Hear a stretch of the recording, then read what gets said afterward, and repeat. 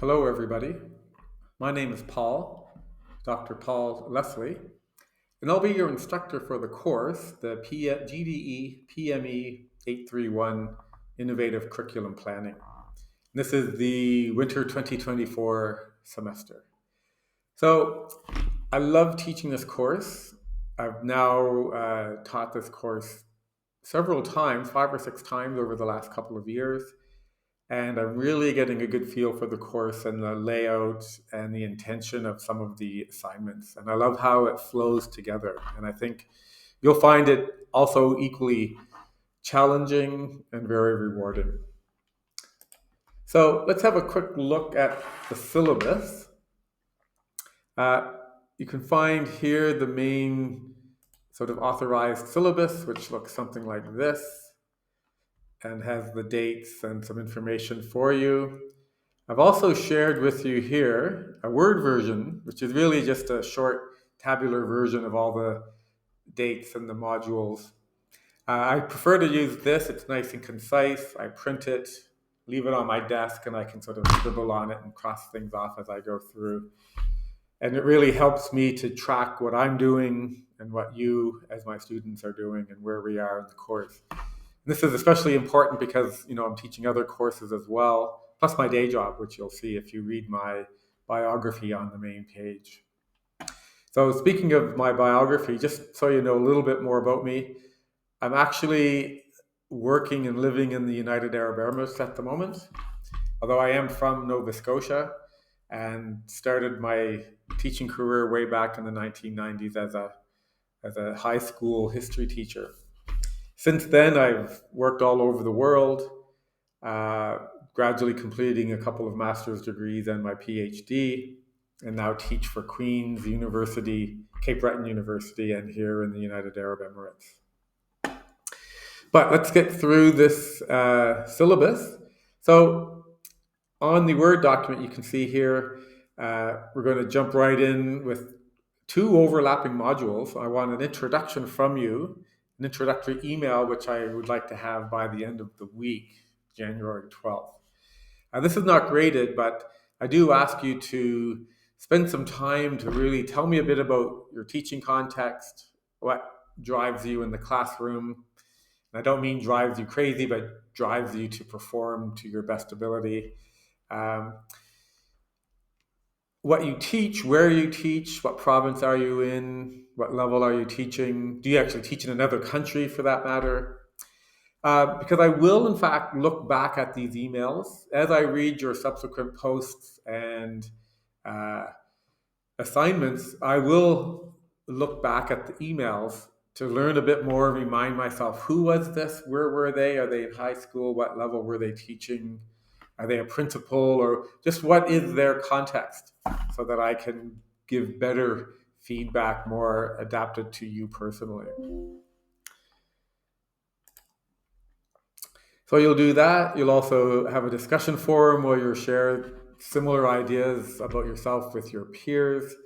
I think this is very important, and as you'll discover if you read my bio, that my philosophy of teaching and philosophy of education is that education is a community affair. We're all in this together. We rely heavily on discussions and discussion forums. And so the more we know about each other and our contexts and what is motivating us to say what we say, the better we'll understand each other. You're also going to share some resources, and that is ongoing throughout the course. You can read more about that in the course. Then we're going to jump right in at the same time and do some reading and reflecting on current planning practices. And there's a discussion forum about that. How do you plan? How do you bring whatever curriculum you're following? How do you bring it alive into your classroom? So when we look at innovative curriculum planning, we're really looking at you taking that sort of often very loose curriculum learning outcomes and design from the provincial level and bringing it to life in your classroom. And how do you do that? And you'll reflect on what you do combined with some readings, share those thoughts in module 1, get lots of feedback from your peers. And based on that, you'll then develop a framework for innovative planning. they're going to actually design some kind of flow chart or framework, concept map that you'll build on and build on and build on through several more modules. So you'll spend a bit of time on that. You've got a couple of weeks to work on that. You'll share it in the discussion forum.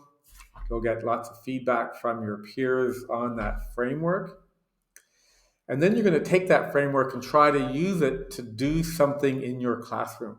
And so when we look at module 3, taking a risk, you're going to take that framework, build something around it, take it into your classroom, and take a risk in your classroom about trying something new.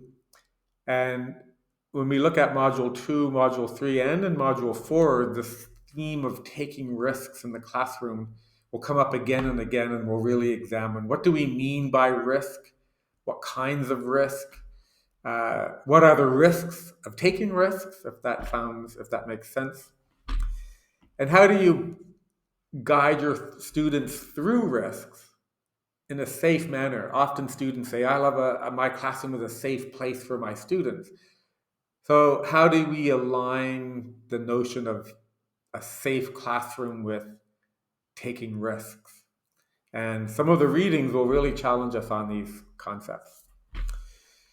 You'll then write that risk assignment up, submit it, and you'll also put it into the discussion forum. So you'll notice that the post for that discussion forum is the same due date as the assignment. Then you'll be able to read each other's assignments, comment on them. And then in module 4, you'll do even more reading, really investigate some of these notions of risk, innovation. What does it mean to be innovative? We say there's nothing new under the sun.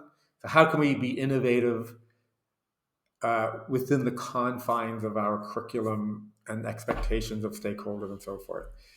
So by this point, your framework will be reworked yet again. You'll be really challenged to examine your own planning, share that through the discussion forum, and then finally, you'll take all of this new learning and figure out how you can share that with your colleagues. So this last module, module 5, leadership and professional learning and innovative curriculum design, you're going to actually create some kind of presentation for your peers, and you'll submit that again to the assignment. It's actually submitted in a discussion forum, and you'll get to see each other's, and you'll be graded on that as well, the ability to present that and how did you share those ideas to your colleagues.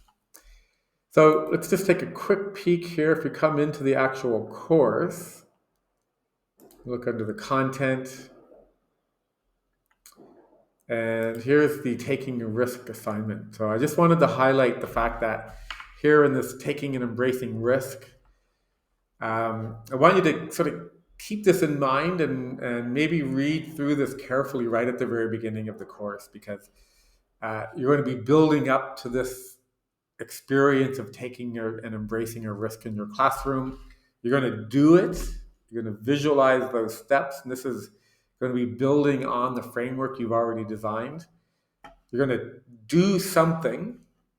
You're going to develop that plan, implement it, or discuss it critically with some peers. It's not always possible to implement.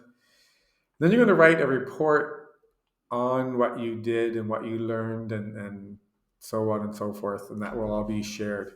So it's really quite challenging. Students do find this very challenging, but most students really, really rise to the challenge and really love this assignment. So this is the key focal point. It's the first big assignment. You'll spend 4 or 5 weeks preparing for this assignment. You'll do it, and then you'll spend the last 3 or 4 weeks talking about it, reading more, reflecting on what you've learned, and then sharing that in module 5, sharing that new learning in module 5 with your peers. So I look forward to seeing those initial emails, and yes, good luck.